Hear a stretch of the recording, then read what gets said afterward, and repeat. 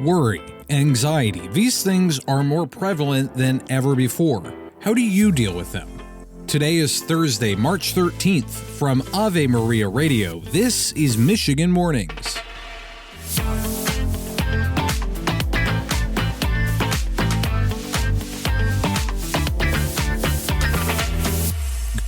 Good morning from Ishpeming. I'm Matthew Handley. Let's begin with this news. New x-rays are showing improvement in Pope Francis's condition. That's according to the Holy See press office last night. He's continuing to receive oxygen as well.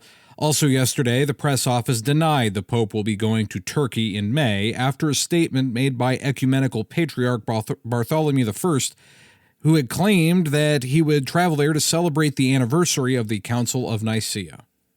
Here in Michigan, Lieutenant Governor Garlin Gilchrist is now the sixth candidate running for governor in 2026. The Detroit native officially announced his bid, saying one of his goals is keeping young people in Michigan. It's not okay with me for any Michigan parent to lie awake at night worrying that their kids might only achieve their very best somewhere else. Gilchrist joined Secretary of State Jocelyn Benson and Genesee County Sheriff Chris Swanson seeking the Democratic Party's nomination, while State Senator Eric Nesbitt and Anthony Hudson are seeking the Republican nomination, and Detroit Mayor Mike Duggan is running as an independent. Also in politics, former Detroit Police Chief James Craig has announced his candidacy for Detroit mayor.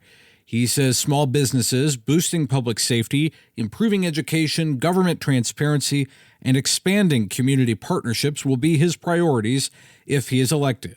Detroit City Council President Mary Sheffield, former Council President Sontiel Jenkins, Councilman Fred Durrell III, and Reverend Solomon Kinlock have also announced their candidacy. A Customs and Border Protection agent is facing charges after allegedly defrauding FEMA following the Detroit floods in 2023. Serena Baker Hill applied for assistance after the floods, claiming her basement was damaged and her family could not live in the home while repairs were taking place. She received over $6,000 for rent assistance and repairs. However, the FBI was investigating her husband and determined bank records showed none of the funding was going to the designated cause. Surveillance also showed the family continued to live in the home. Baker Hill is charged with engaging in a scheme to defraud FEMA and lying to federal agents. And Vice President J.D. Vance will be in mid-Michigan later this week. He and the administrator of the U.S. Small Business Administration will be in Bay City on Friday to tour Vantage Plastics, a manufacturing facility that makes custom thermoforming solutions. Vance and Administrator Loeffler will also make remarks about American manufacturing after their tour. You're listening to your local news and weather on Ave Maria Radio's Michigan Mornings. Now this. Do you have a teenager at home who's full of potential? Too often the world is telling you to be content with mediocrity instead of raising respectful and responsible young adults with strong character. Hi, everybody. I'm Dr. Ray.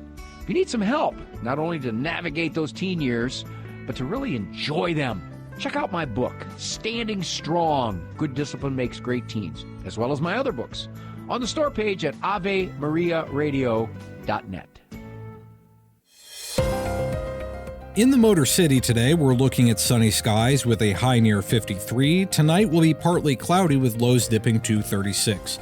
Tomorrow warms up quite a bit. It'll be partly sunny with a high around 67. On Saturday, we can expect rain showers and some high wind gusts at times. The temperatures will be around 71. A cold front moves in Saturday night, and temperatures will drop on Sunday with showers likely and highs around 55. In the Saginaw Valley, we're looking at sunny skies today with a high near 54. Tonight will be partly cloudy with lows around 34.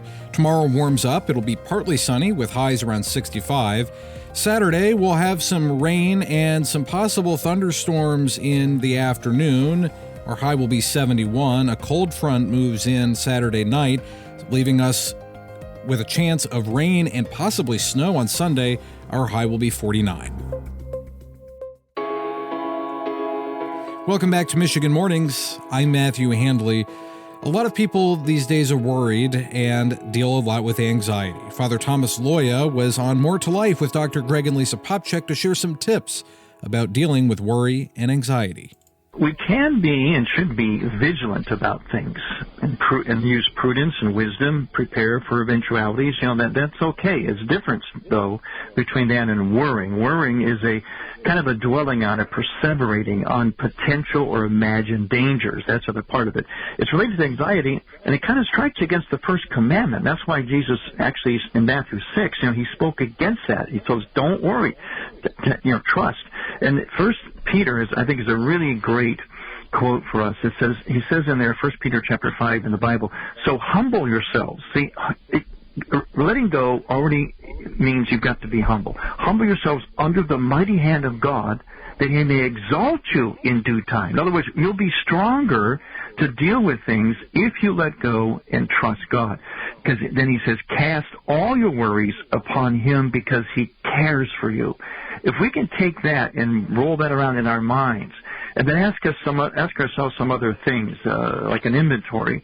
Ask ourselves, what is the effect of holding on to my worry right now? What would happen if I change my thinking? Can I really control what is not happened yet? Is there any real evidence? Why do I think these things are going to happen? That's why I'm anxious and worrying. Is there any other way to look at this? And if something does happen, is it really the worst thing? Could I handle it? Could I live with it? What is the realistic outcome? These kinds of inventories.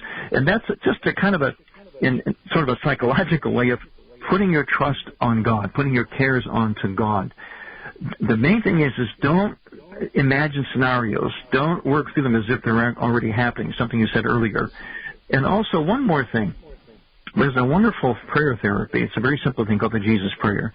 When you feel anxious, you're worrying, take a long, deep breath, and then start to repeat very slowly, over and over. You have to do it slowly and thoughtfully. Lord Jesus Christ, Son of God, have mercy on me, a sinner. Do that slowly and repeatedly, and try to even synchronize it with your breathing. Breathe in during the first part, breathe out, breathe in and out with the words. You'll be amazed at how that actually calms you down. You can call in and ask your questions to Dr. Greg and Lisa Popcak today at 10 on More to Life. I'm Matthew Handley. That's going to do it for this edition of Michigan Mornings on a Thursday. Lord willing, I'll talk to you again tomorrow. Until then, goodbye.